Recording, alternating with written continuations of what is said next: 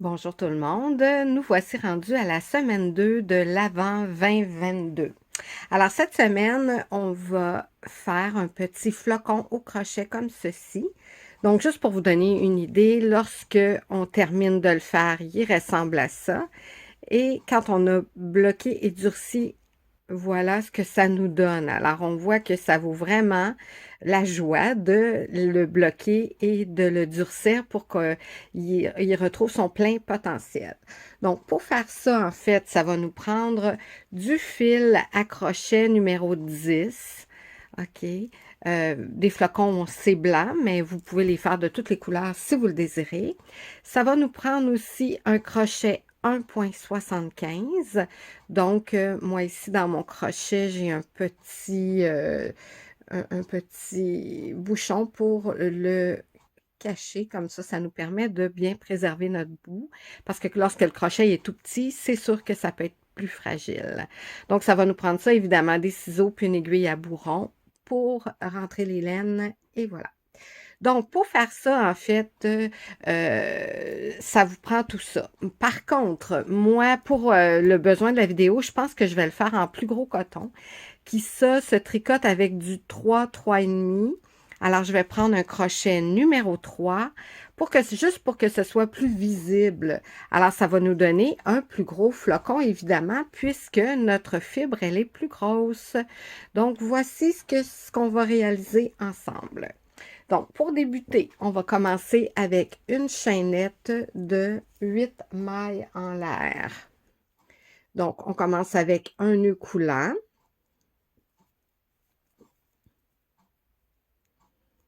Comme ceci. On le met sur le crochet, mais ça ne compte pas dans les 8 premières mailles. Donc, on va aller faire les 8 mailles en l'air. Oups.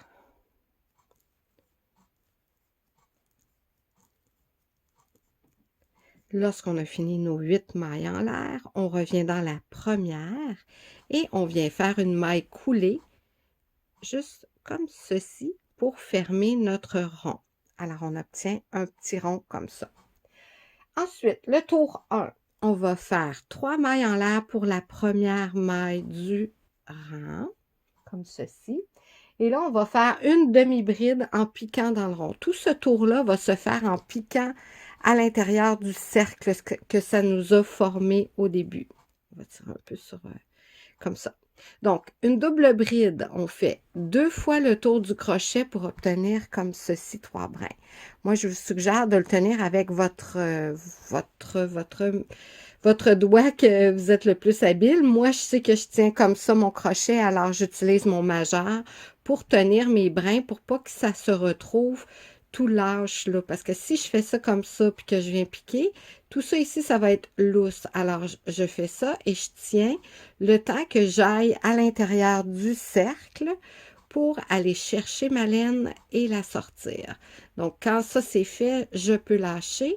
Je viens faire jeter sur le crochet et j'écoule 2 mailles. Jeter sur le crochet, écoule 2 mailles. Et jeter sur le crochet, écoule 2 mailles. Ça, c'est une double bride. Donc, ce que ça fait, c'est que les 3 mailles en l'air comptent pour la première double bride du rang et on en a une deuxième. Par la suite, on va faire 3 mailles en l'air. Donc, 1, 2 et 3. Alors là, on va commencer la séquence qu'on va répéter. Ça va être 2 double brides en piquant dans le rond. Donc, 2 tours de crochet. On s'en vient chercher notre laine. Et là, on fait jeter, écoule 2, jeter, écoule 2 et jeter, écoule 2. Donc, on revient faire une deuxième. Donc, 2 jetés sur le crochet, on tient avec notre doigt, on pique à l'intérieur du cercle, on va chercher la laine, on obtient 4 brins sur le crochet, on fait jeter, écoule 2, jeter, écoule 2 et jeter, écoule 2. On en fait une deuxième en piquant dans le rond.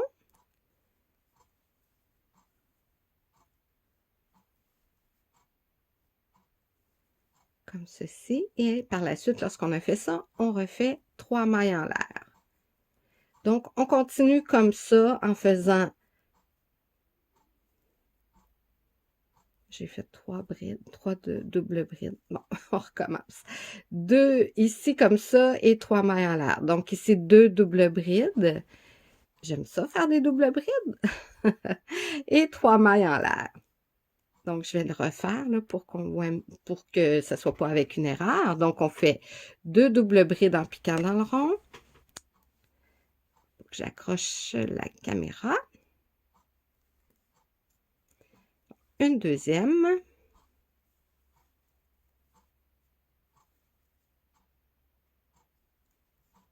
Et je refais 3 mailles en l'air. Donc, on va refaire ça pour obtenir, dans le fond, on va le faire 5 fois. Là, on a une fois, 2 fois. On va le faire 5 fois et à la fin, ça va nous donner 6 petits espaces de 3 mailles en l'air. Je vous reviens pour la fin du rang. Donc, lorsqu'on termine notre dernière fois, on a fait nos 3 mailles en l'air et on va aller piquer dans, pour fermer le tour, en fait, on va aller piquer dans, on voit les 3 mailles en l'air ici du début de rang. Donc, on a 1, 2 et 3. Alors, dans la troisième, on va venir piquer là pour faire une maille coulée. Donc, une maille coulée, c'est qu'on va la sortir et tout de suite, dans la maille, on la sort pour obtenir vraiment notre finale de rond qui va être égal tout le tour. Donc, si on compte, pardon, on a 1, 2, 3, 4, 5 et 6 espaces. Ici, je l'ai tassé tantôt pour avoir de la place. On va tirer un peu sur notre fil. Voilà. Donc, ça, c'est le tour 1. Maintenant, le tour 2. Alors, le tour 2, on commence avec une maille en l'air qui égale la première maille du rang. Ensuite, on va faire 3 mailles en l'air. Puis, on va aller faire une maille serrée dans la deuxième demi-bride du tour d'avant. Donc, celle-ci, ça donne ça, ça. Et ici, on vient faire juste une maille serrée. Donc, une maille serrée, c'est uniquement ça. OK? Donc, ça nous donne un petit arceau, plus la maille en l'air qui est la première maille serrée du rang. OK. Ensuite, ce qu'on va faire, c'est 13 mailles en l'air qu'on va répéter là. 13 mailles en l'air, donc 1, 2, 3, 4, 5, 6, 7, 8, 9, 10, 11, 12 et 13 mailles en l'air. Par la suite, une maille serrée dans la première demi-bride du tour d'avant. Donc, on saute ici l'arceau et on vient dans la première demi-bride. On s'assure de vraiment prendre les 2 brins lorsqu'on pique.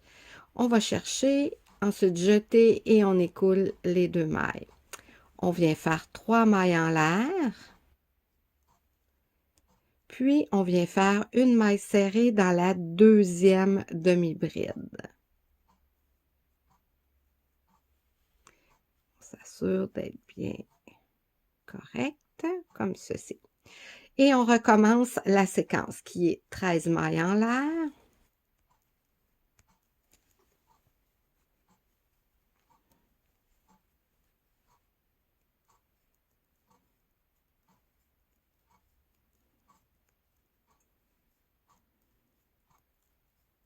Donc, j'ai mes 13 mailles en l'air. Il faut s'assurer de ne pas tourner le travail.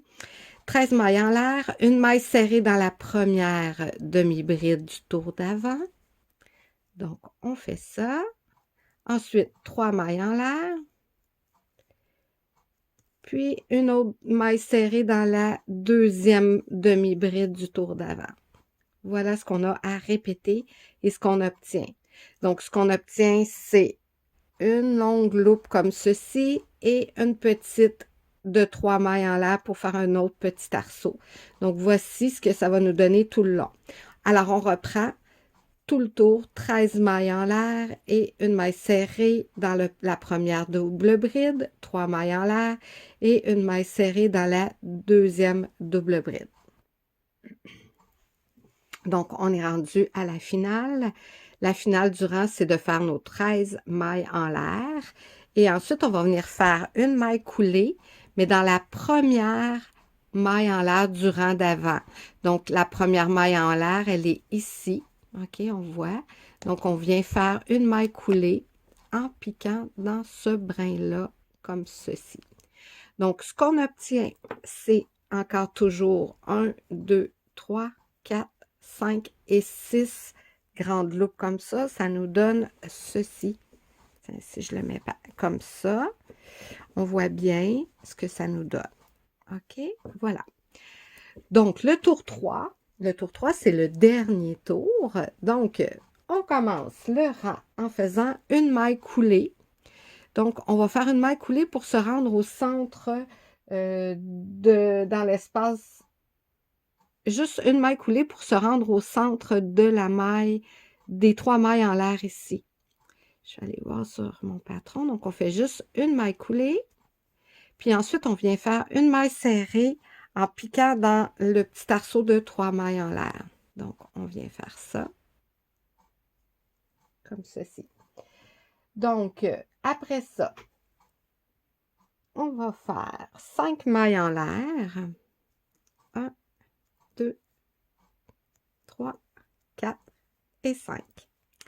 Là, on va venir trouver la 7e maille en l'air ici, dans ça, dans notre arceau ici de 13 mailles en l'air. Donc, on va faire 1, 2, 3, 4, 5, 6.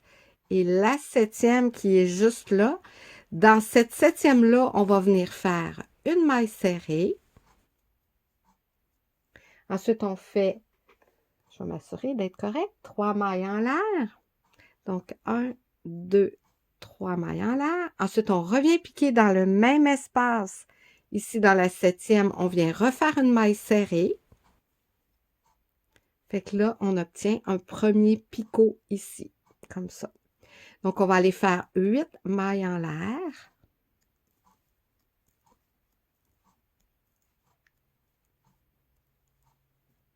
Donc, 8 mailles en l'air. On va venir faire une maille serrée en piquant dans le même espace ici. On voit qu'elle grandit puisqu'on pique toujours dans le même. Donc, on vient faire une maille serrée. Fait que là, on obtient un deuxième picot, mais plus long. On revient faire 3 mailles en l'air. Et on revient encore faire une maille serrée en piquant dans le même espace. Donc, dans la 7e maille en l'air de 13 pour obtenir un picot comme ceci. 3 picots finalement. OK, pour terminer ça, on vient faire 5 mailles en l'air. Et là, on va venir terminer en faisant une maille serrée dans l'arceau de 3 mailles en l'air du rang précédent. Voilà. Et ça vient boucler notre loupe comme ceci qui va nous donner, hein, si vous regardez, c'est ce que ça va nous donner ici, là. Fait que ce qu'on fait, c'est nos 5 mailles en l'air, 3 mailles en l'air, 5 mailles en l'air, une maille serrée dans la 7e maille en l'air, 3 mailles en l'air, une maille serrée, 8 mailles en l'air, une maille serrée, 3 mailles en l'air, une maille serrée, et on termine avec nos 5 mailles en l'air, ce qui fait notre première branche comme ceci terminée. Alors, j'en refais une autre comme ceci. On va aller faire ça sur chacun des arceaux. Donc, pour débuter, c'est 5 mailles en l'air. Ensuite, on vient compter la 7e. Donc, 1, 2, 3, 4, 5, 6 et 7. Donc, la 7e, elle est là. Je viens faire une maille serrée dans la 7e, comme ceci. Ensuite, 3 mailles en l'air. On revient piquer au même endroit où on était précédemment, dans la même. On fait une maille serrée. Ensuite, 8 mailles en l'air.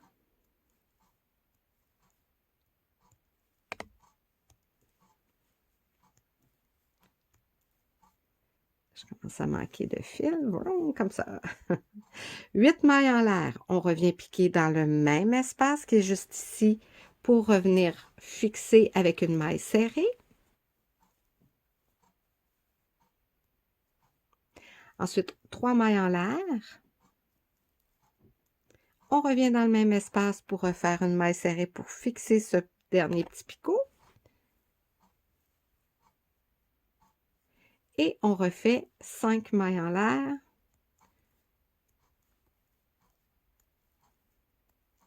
Et on vient dans l'arceau de 3 mailles en l'air du rang précédent, faire une maille serrée pour terminer notre branche.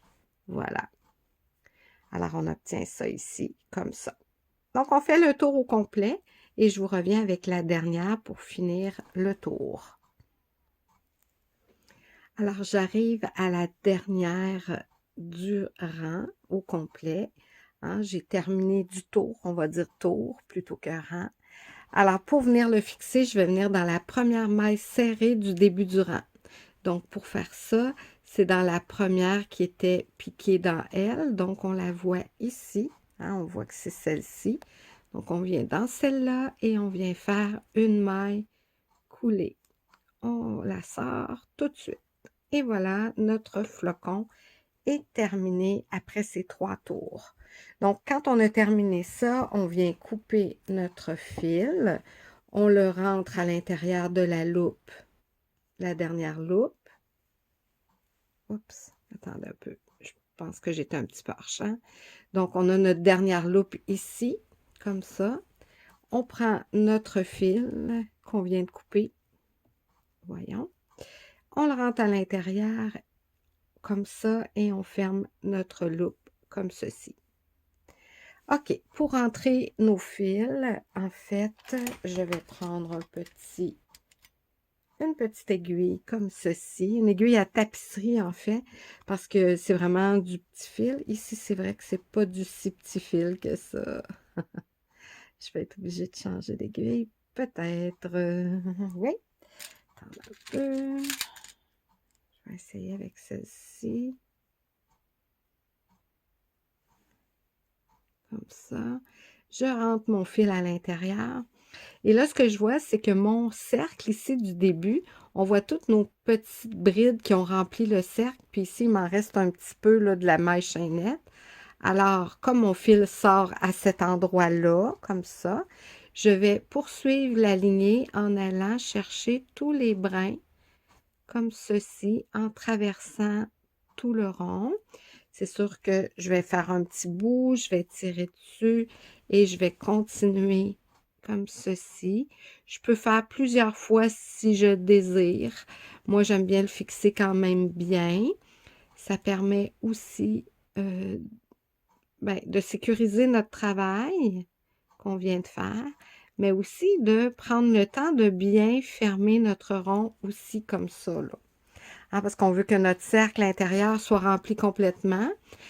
Donc, idéalement, c'est l'endroit où on finit, ce n'est pas le début, parce que sinon, on va avoir un petit problème. Donc, quand j'en ai fait quand même suffisamment, je peux venir couper mon fil et ça, c'est terminé pour ça. OK, notre rond central est fermé comme il faut, comme ça. Ensuite, on a ce petit brin-là à rentrer. Alors, rentrer là-dedans, évidemment, c'est pas quelque chose qu'on va laver, hein, souvent. On va pouvoir, si on le désire, parce qu'il est arrivé quelque chose, mais c'est de la décoration, donc c'est ça. Alors, on va venir rentrer dans les petits fils quelque part où on peut et que ça ne paraît pas. On utilise vraiment juste un côté pour se rendre le plus possible vers le centre pour retourner dans le même arceau du centre là, du cercle du début pour aller terminer notre... Voilà, je l'ai. Donc, j'essaie de passer entre les petites brides en prenant uniquement un brin pour me rendre vraiment, vous voyez, là, j'arrive au centre et je vais retourner dans mon centre. Hop, ici, j'en ai manqué un petit bout. Je vais recommencer parce que je veux pas qu'il y ait une loupe comme ceci. Donc, je réenfile et je continue comme ça. Je vais y aller plus doucement ce coup-ci. Donc, j'arrive ici. Alors, je vais reprendre le chemin du centre. C'est bien dit, hein? On va reprendre le chemin du centre pour aller rentrer notre fil complètement dans le rond comme ça. Et là, on peut venir couper également et on a terminé notre petit flocon comme ça. Alors, pour terminer, on va avoir besoin d'une solution sucrée. Moi, j'aime bien utiliser ça. Je sais qu'il y en a qui utilisent de la colle ou d'autres choses. Moi, ici, j'ai mis même quantité de sucre que d'eau bouillante. En fait, c'est de l'eau bouillante qu'on va faire dissoudre le sucre à l'intérieur. Donc, si vous mettez un quart de tasse de sucre, vous mettez un quart de tasse d'eau. Et lorsque vous avez terminé de faire ça, vous pouvez conserver votre sucre au frigo pour les besoins de ça. Donc, pour commencer, je vais juste laisser tremper mon petit flocon dans la solution pendant que je vais vous parler des autres étapes après. Je vais le laisser à l'intérieur pour être certaine qu'il y en a partout, partout. C'est bien, bien important qu'il soit bien imbibé. C'est super important, je dirais. Voilà. Alors, je le laisse là-dedans comme ça. Je me suis apporté une petite débarbouillette pour rincer mes doigts puisque c'est très sucré. Voilà. Et j'ai gardé un petit styromousse comme ça. Parfois, vous avez des styromousses dans les choses que vous achetez. Moi, lui, il était bien ferme. C'est un bon rectangle. Alors, j'en ai gardé quelques-uns comme ça lorsque j'ai à bloquer des trucs comme ça. Et ça nous prend des épingles. Moi, j'aime bien les épingles hantées parce que on se blesse pas avec cette partie-là. C'est un petit peu plus épais ici, là, est plus ferme en fait que les aiguilles ordinaires. Et ça se pique bien dans le styromousse comme ça et ça ne rouille pas. Chose bien importante. Alors, on ne prend jamais des épingles qu'on a achetées à bas prix qui risqueraient de vraiment de rouiller. Alors, on ne fait pas ça. Donc, voilà pour ce dont on a besoin pour ça. Je vais venir un petit peu, et dans le fond, je vais venir tordre, pas tordre, mais enlever l'excédent de sucre en appuyant dessus pour pas en avoir trop comme ça. Et là, je vais venir l'installer sur ici comme ça. On pourrait se placer au centre. J'avais juste peur que ça déteigne. C'est longtemps que j'ai fait ça. J'imagine qu'elle doit être correcte. Alors, si j'en ai juste un et que je viens piquer le centre au centre, là, c'est sûr que ce qui serait idéal, ça serait d'avoir 6 branches. Là, j'ai pas... si j'avais une autre branche comme ça de tracé, ça irait vraiment bien.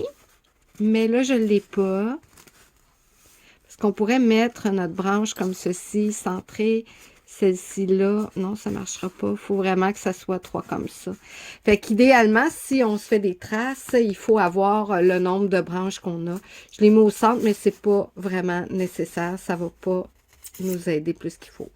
Donc, je viens le mettre au centre comme ça et je viens chercher mes petites extrémités comme ça.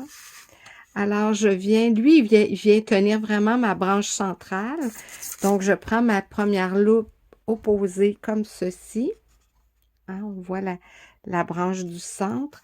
Et je viens tirer pour arriver presque au centre ici, hein, pour donner mon effet que je veux avoir, comme ceci. Alors, ce qui est important, hein, c'est vraiment d'étirer comme il faut, sans trop non plus, pour obtenir vraiment les branches droites. Alors, quand j'en fais une, comme ça, je viens faire tout de suite son opposé pour essayer d'être le plus droite possible, surtout si on n'a pas de ligne préfaite, comme ceci. Et ensuite, je tourne encore pour aller chercher la dernière. Essayer d'être le plus droite. Et elle qui vient avec elle, on voit que c'est important de bien tirer pour obtenir vraiment mes branches égales. Ensuite, ce qu'on vient faire, c'est on vient chercher celle de 3 mailles de chaque côté. Là, je pense qu'on ne voit pas super bien. Attendez un peu, je vais finir elle. Donc, je viens dans ma petite loupe. Je vais enlever mes petites épingles comme ça. Et je vais soulever pour que vous puissiez mieux voir. Oups, qu'est-ce que je pourrais mettre? Un petit peu. Alors voilà, j'ai fait mon petit support comme ceci. Alors, ce que je viens faire, c'est voir nos deux petites loupes de côté ici de 3 mailles. Là, et je viens, en conservant mon milieu comme ma branche correctement, et je viens de chaque côté. C'est ce qui va nous donner notre petite pointe ici. Là, on peut la replacer après, mais on vient les placer chacune comme ceci. Alors, on vient les épingler de chaque côté comme ça. Vraiment, oh, ici, je vois qu'elle croche finalement. Celle-ci doit être plus droite. Et l'autre aussi n'est pas très droite. Hein. On voit que je m'en allais comme ça. Donc, il faut venir les mettre vraiment les deux comme ceci, qu'elles soient alignées comme ça. Et ensuite, on vient juste épingler les autres, toutes les petites loupes de côté comme ça. Puis, à la finale, ça devient comme ça. Après, on n'a plus besoin de celle centrale, donc on peut la placer là. Et voilà, comme ceci. Et ça va être terminé. Ensuite, on va laisser sécher complètement. Ça peut prendre, dépendamment du temps de l'année et de la circulation d'air, ça peut être assez long. Parfois, la même journée, je vais arrêter là, pour continuer comme ça. Parfois, la première journée, là, c'est un petit peu mou. On voit qu'il n'est pas encore complètement durci, celui-là. Regardez, il est encore en train de vouloir plier un peu. Alors, ça peut prendre vraiment presque une semaine à vraiment bien durcir droit. Alors, il faut juste un peu de patience. Donc, quand ça fait que c'est sec, un peu le lendemain peut-être, on peut enlever délicatement nos petits pics. Et moi, j'aime bien utiliser une grille, tu sais, les grilles pour les biscuits et tout ça lorsqu'on cuisine, et les mettre là-dedans. Donc, ça fait qu'il y a une circulation d'air qui passe partout et ça peut aider à rigidifier, ça doit se dire, plus rapidement. Mais il faut vraiment de la patience là parce que c'est long avant de prendre la bonne forme. Et si on les bouge trop, ben, ils peuvent garder la même forme. Je vois ici que je suis pas droite. Ça peut garder la même forme toute croche. Alors, c'est important de bien prendre le temps de fixer et de laisser durcir notre flocon. Alors, voilà pour le flocon numéro 2.